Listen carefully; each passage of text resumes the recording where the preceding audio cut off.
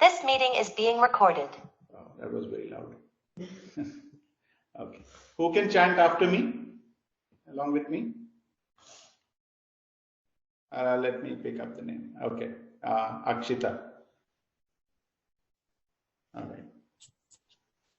Let's go into the ninth. We already said Sri Krishna Paramatmane Namaha. Just take him into his heart. Let's start. Anye cha bahavah shura. Anye cha bahava shura. Madarthe tyakta jivitah. Madate tyakta jivitaha. Nana shastra praharanaha. Nana shasta praharata. Praharanaha. Praharanaha. Sarve yuddha visharada. Sarve yutta visharada. Again. Anye cha bahavah shura. Anye cha bahava shura. Madarthe tyakta jivitaha. Madarte tyakta jivitaha. Nana shastra praharanaha. Nana shasta praharanaha. Sarve yuddha visharadaha. Sarve yutta visharadaha. Very nice. Okay. So, and then the next one also, we have to take both 9 and 10 together. So, I need someone again. You would like to continue with 10 also? Who want to? I can continue it. Okay, let's continue and then we'll see if someone also wants to go.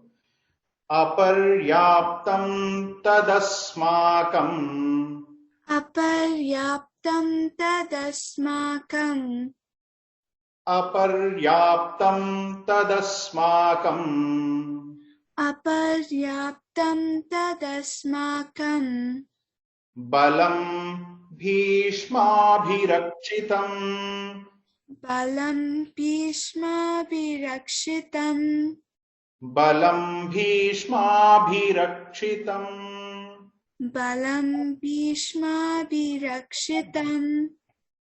Paryaptam tvidametesham. Paryaptam tvidametesham. Paryaptam tvidametesham. Paryaptam tvidametesham. Balam bhimabhirakshitam. Balam bhima virakshitam. Balam bhimabhirakshitam. Balam bhima virakshitam. Very good. Someone else want to chant again along with? Anybody? Elders are also invited if you want to. So I'll just chant both of these together. Anye cha bahavah shura. Madarthe tyakta jivitaha. Nana shastra praharanaha. Sarve yuddha visharadaha. Aparyaptam tadasmakam.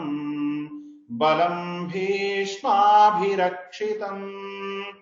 Paryaptam tvidametesham. Balam bhimabhirakshitam.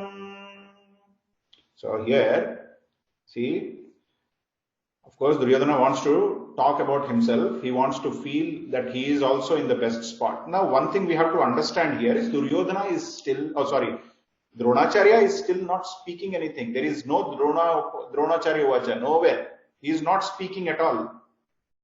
He is not happy. And what you can do when you don't respect somebody and when you're just talking all, the things which are not relevant to the war. You have not even taken blessings from the Guru to start something good. What else can you expect from the Guru? He will always keep silence. Now, in that silence, again, he continues and says, see the kind of arrogance in this shloka. He says, Anye cha bahavah shura. There are many others. He doesn't want to, name any of them. First thing. Second, he says, there are many others. Anye cha. Cha means and also, right? That's cha. Wherever you see cha in Sanskrit, it means and. So, Anye, others, and many others. Bahavaha means plural, many, right? Bahavaha shura. There are many other shura, like, qualified people, strong enough, brave enough. Mada arthe, for me. They are all for me. What are they doing for me? Tyakta jivitaha. They can lay down their lives for me. Look at the arrogance. There are many other warriors like this. Like Krupa, like Drona, you, Bhavan, you, Bhishma, Krupa, Karna, Likewise, there are many such great warriors who can just lay down their lives for me. That means what? Guru, you have to lay down your life for me. Fight until you die. Isn't that an arrogance? Is that fair for a student to talk like that to a guru, to a teacher? That I don't care what happens to you. Can you even imagine a student talking to a guru and says, it's okay even if you lose your life, for my sake? That's the kind of attitude Duryodhana is showing. See, we all sometimes go through this phase. Here, the conversation is between guru and shishya, but the same conversation can happen between an elder sister and a younger sister, a brother and a sister, dad and son, daughter and mom. We just change the roles, but we behave the same way. Doesn't matter what happens to you, I should be happy. You do whatever you want for my sake. I don't care. Because that's your job. This is arrogance. This is what we need to understand. This happens to every one of us. So we are not different from Duryodhana in that case. Right? Only thing is we need to understand. We need to become Sanjaya at that point.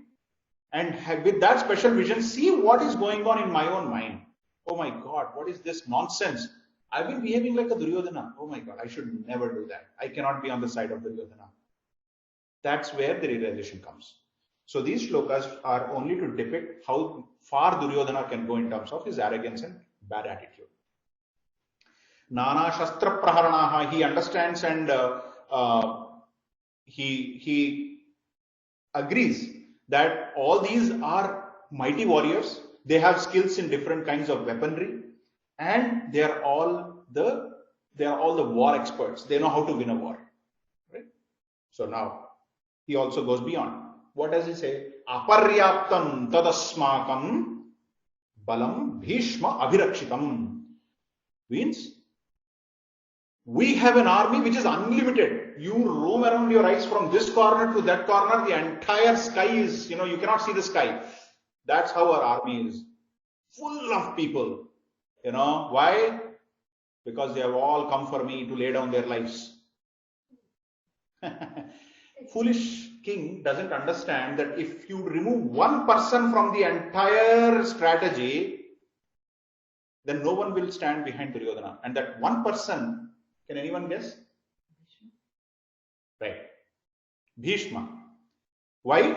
Bhishma was the chief of army. He is the one who would call upon the kings and say, fight for us.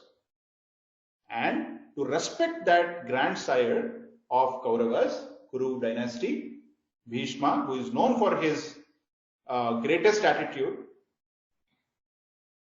right? They all have come together.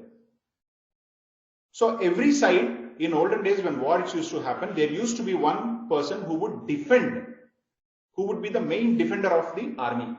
Bhishma was the chief of army and he was also the defender of the army, which means if something wrong is happening to anybody, like somebody attacking Drona too much, right? And he wants a defense.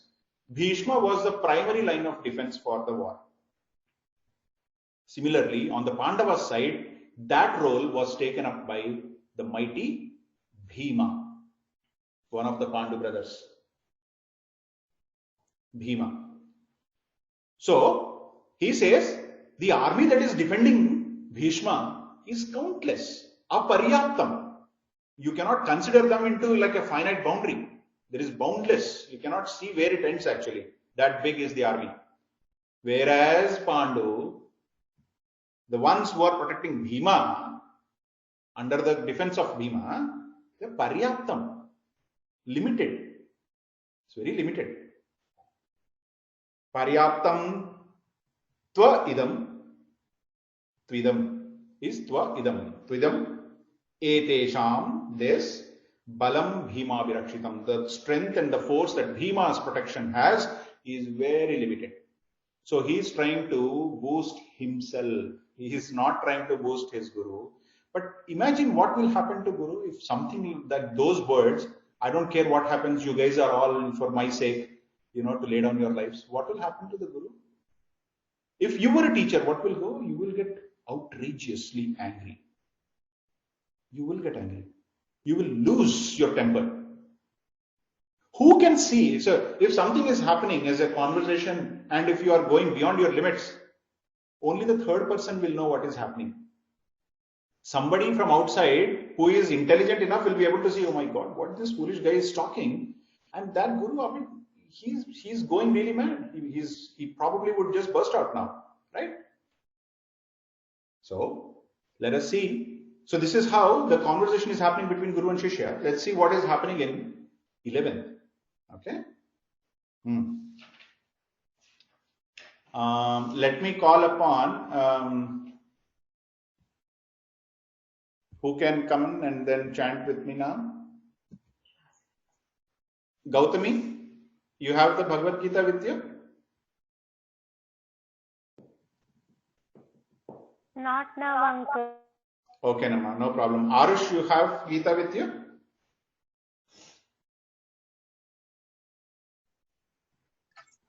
Yes, Mama. Sorry.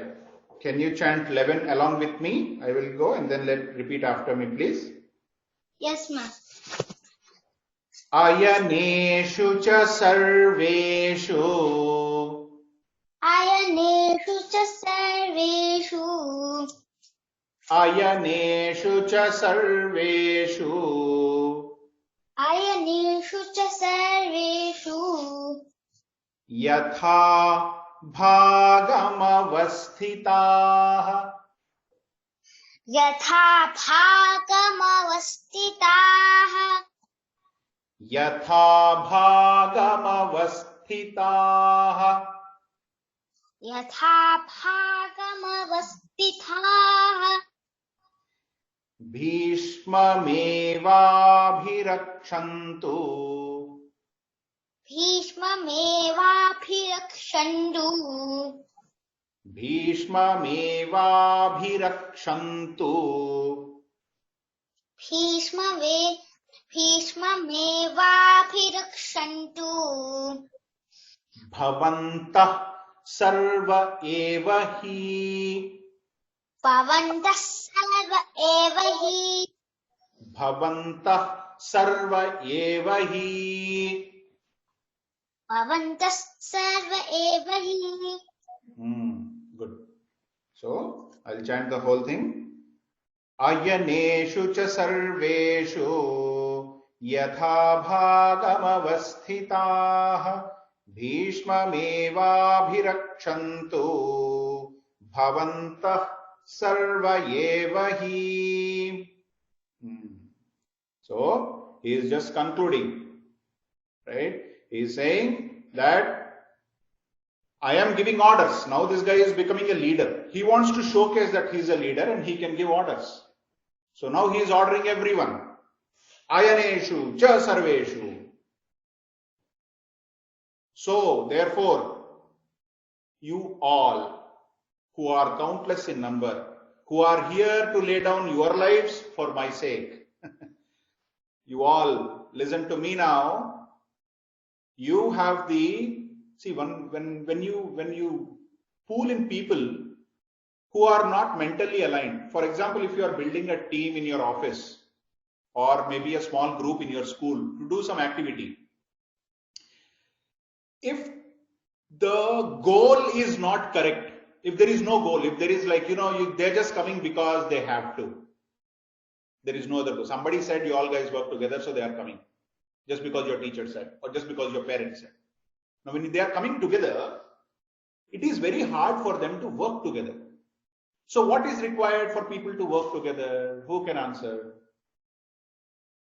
When many people come together from different ways of life and try to work together, what is required for them to be successful? Unity, Mama. Amma? Unity. Unity ekkadi nunchi vastundi nana? I may be thinking differently. My way of thinking is different. The other person's thinking will be different. So unity, if it has to come, you have to, that is a good point. You have to unify. Yeah, Akshita? You all have to have one goal. Correct. You all have to have one single goal. Only then, looking at the goal, not about my own preferences and objectives, but looking at the goal, I will get united because everybody is thinking about it.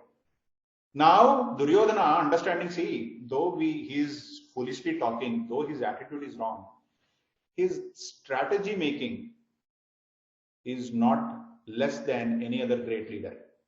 He is not a good man. He is on the wrong side. He has done something really wrong, but he is also blessed to be part of the same ground that is touching Sri Krishna. He is also part of the same family that belongs to Sri Krishna. Right? So his strategy is, okay, now these different people are not listening. My Guru himself is not speaking to me. What should I do? This is going nowhere.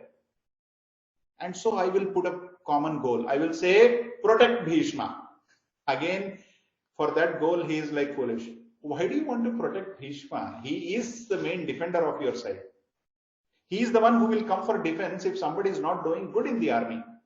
If one of the Maharatha is losing the battle, he will come and try to save if he has the permission and the clearance on the ground. Why do you have to protect? So that is the goal. He says, now protect Bhishma. He is not saying protect me. Saying protect Bhishma. Why? If he says protect me, everybody will go home. Because that's not why they are here. He knows that they are all here because of Bhishma. So if I say protect Bhishma, they will all incline their objective towards that direction and they will all come together. And once they are together, Bhishma is fighting for me, so they will all fight for Bhishma. The war will be on our side. And I will feel good that it's all because of me. They came here and they won the war. Foolish thoughts. Though his idea is good to come up with a goal, the goal that he has set up cannot be around him because he is on the wrong side. At least he had that intelligence. So sometimes when you see people who are not good being successful, it does not mean everybody is equally blessed. It does not mean that people who are not thinking wise, people who are not on the right side will always lose. They will lose eventually towards the end, but they may have few winning strikes during their journey. It does not mean that is all permanent.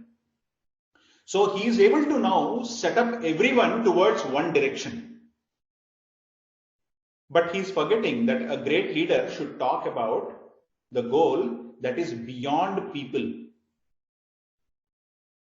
A goal should never be focused on to one person, saving one person. How can that be a goal? That is a subsequent thing which is part of the goal, but that cannot be the final goal. Final goal should be big enough, bigger than person, bigger than Bhishma. That defines what kind of a leader he is. Duryodhana is always focused on individual accomplishments. What I have done, what you have done, what Karna can do.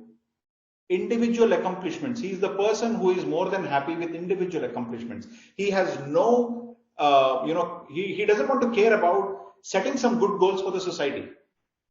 He would not say that let's take this land on our side and then prove that Kuru dynasty is a great dynasty and then let's do something great for this nation. He never said that. That's not why he wants kingdom. He wants kingdom because he wants to enjoy the benefits out of it. He's setting the goal to protect a person. That itself shows that he is a person centered, which is more of a personal objective and a goal for him. It's not a global goal. That is wrong.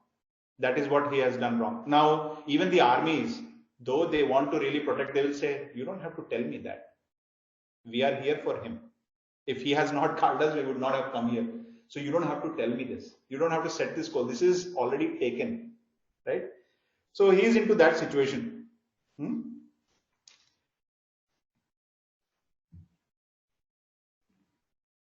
Now, the beauty of Bhagavad Gita is, even on the wrong side, there is always a person who would bring harmony. Guru, who is going through all this conversation, Guru Dronacharya, would obviously feel really bad because he is not even taken into consideration. He is not even being talked about. And what the name was given to him, does anyone remember what Duryodhana called Guru? What did he call? Dvijottama. Dvijottama. Go under the tree, do meditation. Why are you here even on the war ground? You are a mighty Brahmin. Job is to like teach. That's what you've been doing all through. Your purpose is that. But take care. Huh? You have to protect me. If required, lay down your life as well. Right? So Bhishma is one intelligent person on the ground who is looking after all this nonsense, all this pity.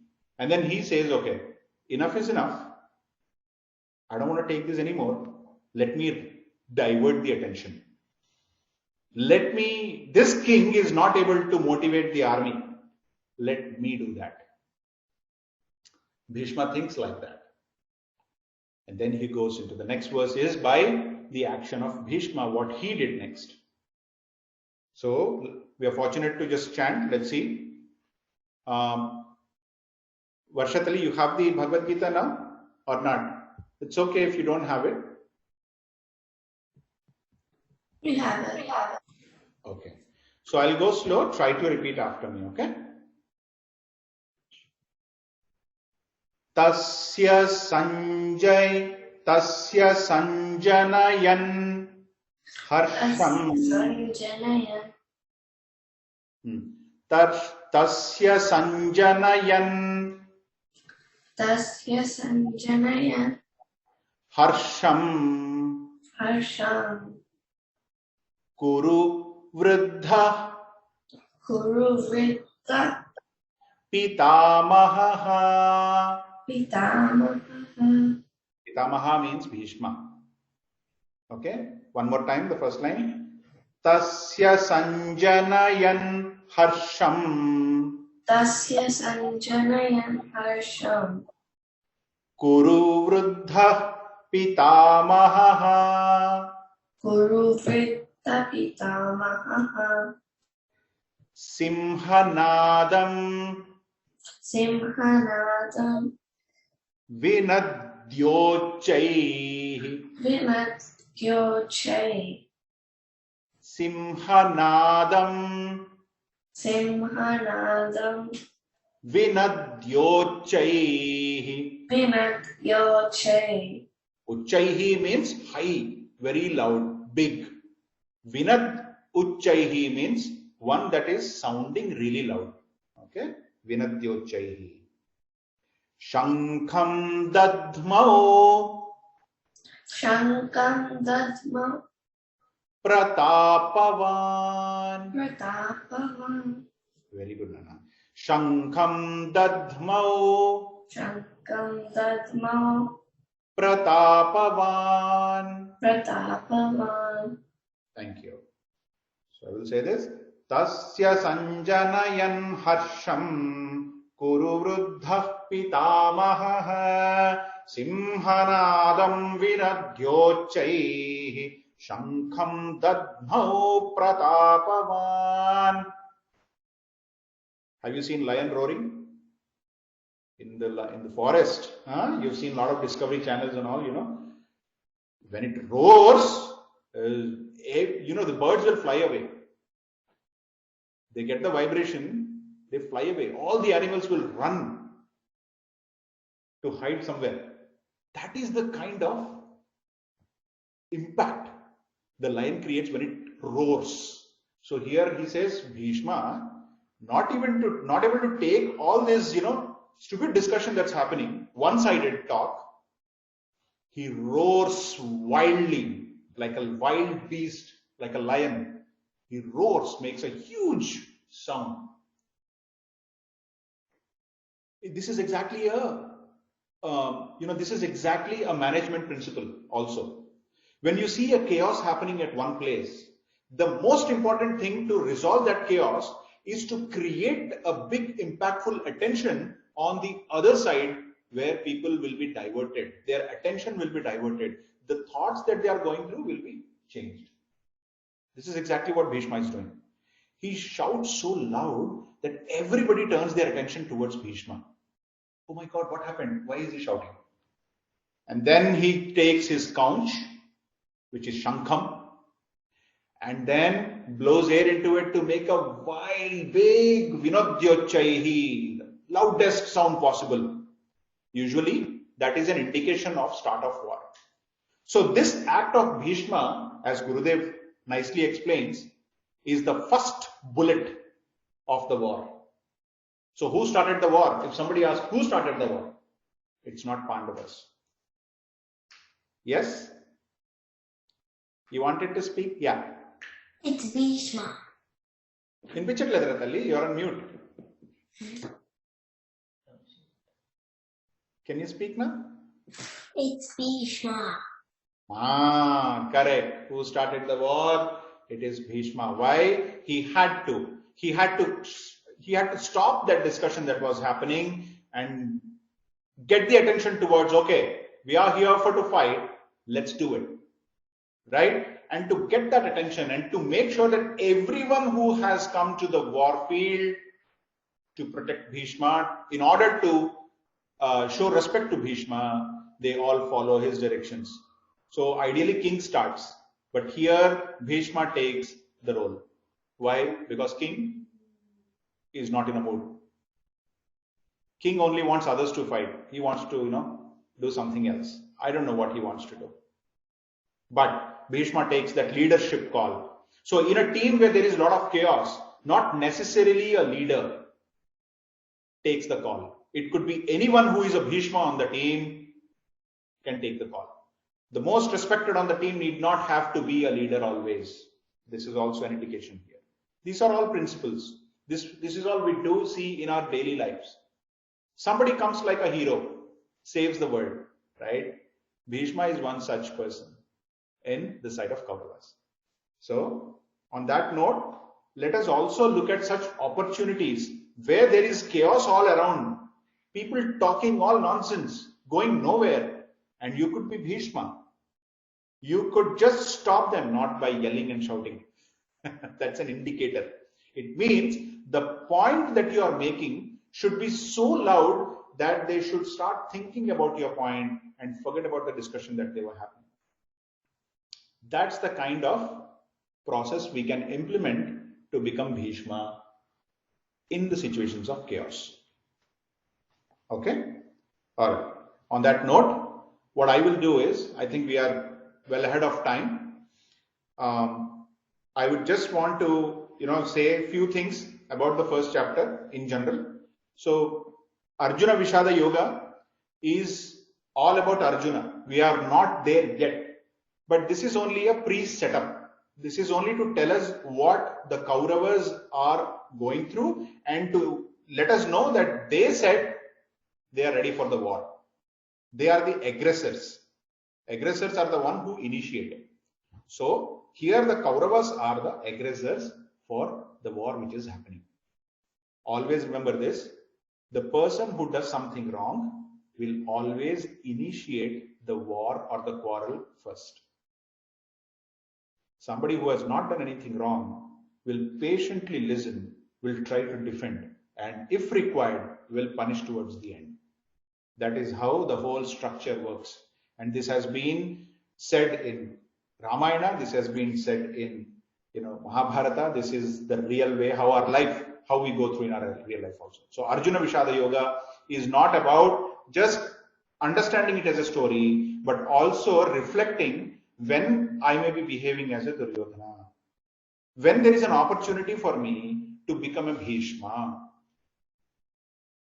When there is an opportunity for me to become Sanjaya and help the king understand what is happening and allow him to take some decision. Can I do that role?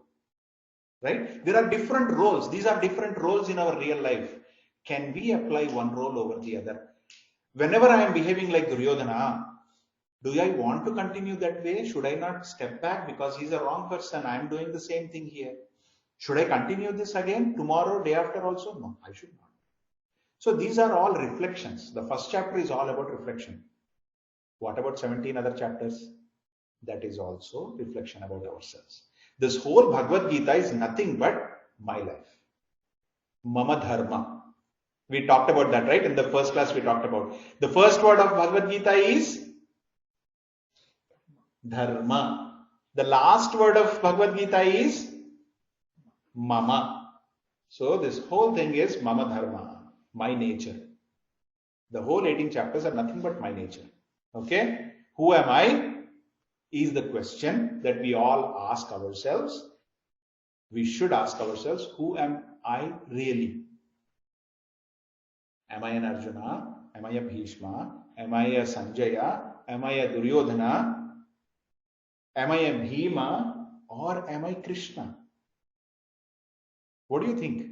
If you ask yourself what you are, what do you think? I think I am Duryodhana many times. I think I'm trying to get into Arjuna. But what is the goal? I want to be Krishna. That's what we will try to learn towards the end. Okay? All right. So I'll give away some time back and let's close with the closing prayers. All right. Thanks for joining, and I will send the content for the next discussion also, and slowly we will get into Arjuna's mood very quickly. Okay? All right.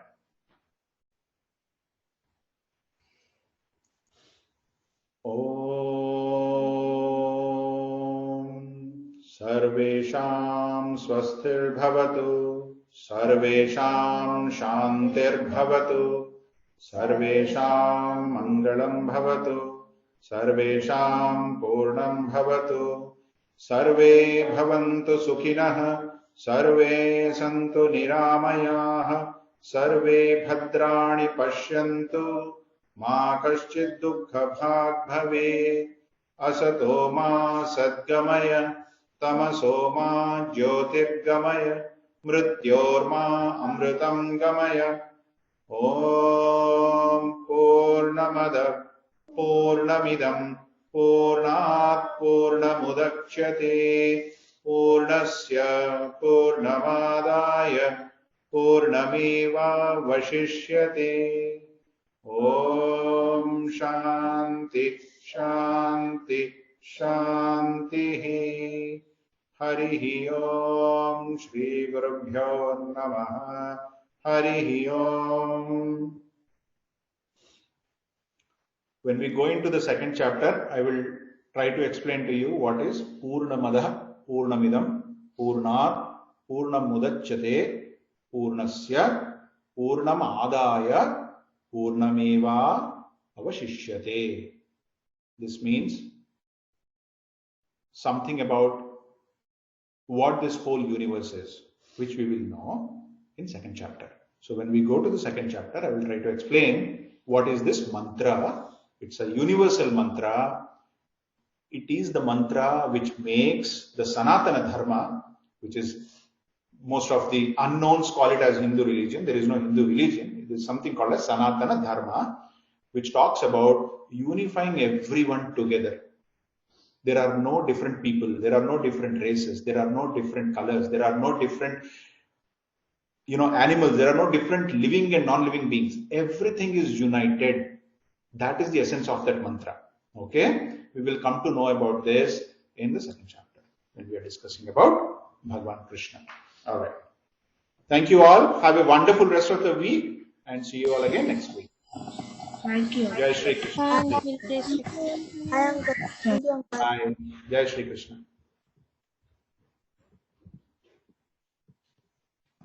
Bye, uncle.